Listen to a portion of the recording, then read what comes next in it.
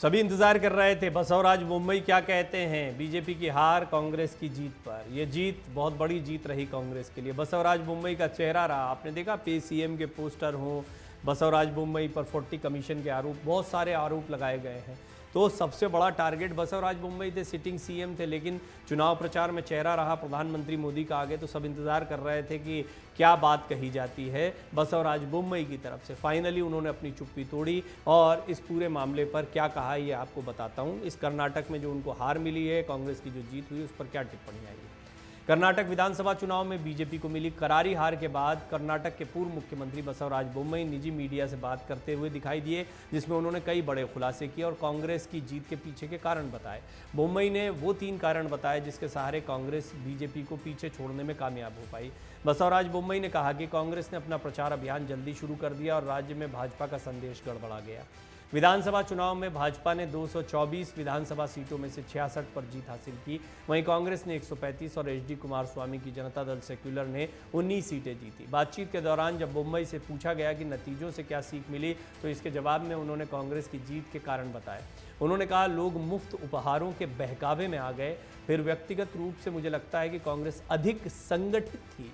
कांग्रेस ने अपनी तैयारी काफ़ी पहले से शुरू कर दी थी, जैसा आमतौर पर भाजपा करती थी। हमने अपने फैसले थोड़ी देर से लिए, देर से काम किया। उन्होंने कहा, अंत में हालांकि भाजपा सरकार ने बहुत सारे कार्यक्रम आयोजित किए, लेकिन सही संदेश लोगों तक नहीं गया।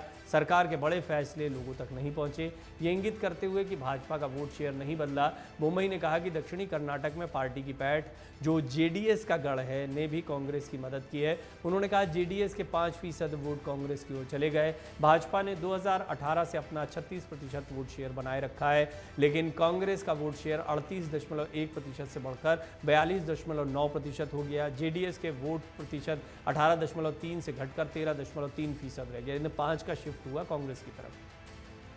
मुंबई ने कहा कि भाजपा खेमे में स्थिति में सुधार होने में कुछ महीने लगेंगे।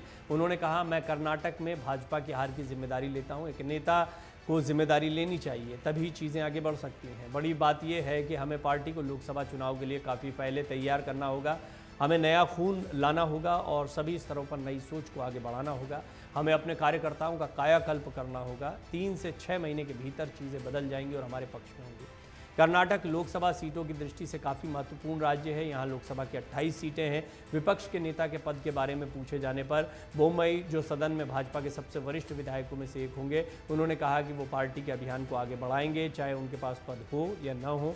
आपको बता दें, कर्नाटक के पूर्व मुख्यमंत्री बसवराज मुंबई, जिन्होंने विधानसभा चुनाव में भाजपा के अभियान का नेतृत्व किया था, उनके चेहरे का बड़ा इस्तेमाल कांग्रेस की तरफ से किया गया अपने पोस्टर्स में। ये पे सीएम के पोस्टर्स में उनके चेहरे को लगाया गया, लेकिन अंतिम समय में बसवराज मुंबई उस चेहरे की तरह नहीं आए जैसा कि एक सिटिंग सीएम का चेहरा होता है। जैसे उदाहरण के लिए उत्तर प्रदेश में योगी आदित्यनाथ का चेहरा था, उतनी लोकप्रियता नहीं थी। और सीएम का चेहरा कमज़ोर होना या उनकी वो लोकप्रियता नहीं होना, इसको भी कई राजनीतिक विश्लेषक, कई चुनावी जानकार इसको भी एक बहुत बड़ी वजह मानते हैं कि बीजेपी को यहाँ करारी हार का सामना करना पड़ा।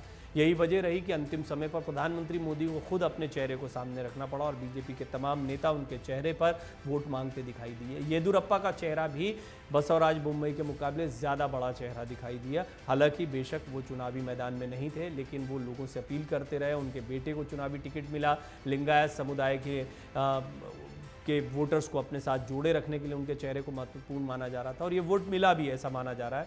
खुद बसवराज मुंबई की एनालिसिस बिल्कुल ठीक है।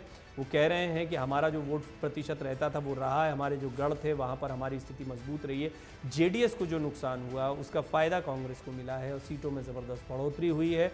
निश्चित तौर पर ये कांग्रेस की बड़ी जीत है। जीत होती है। इसके बाद में कांग्रेस के अंदर एक घमासान देखने को मिला, लेकिन ये पहला मौका रहा जब बसवराज मुंबई एक तरीके से अपरोक्ष रूप से कांग्रेस की तारीफ करते दिखाई दिए। उन्होंने कांग्रेस को पहले से ज़्यादा संगठित बताया है।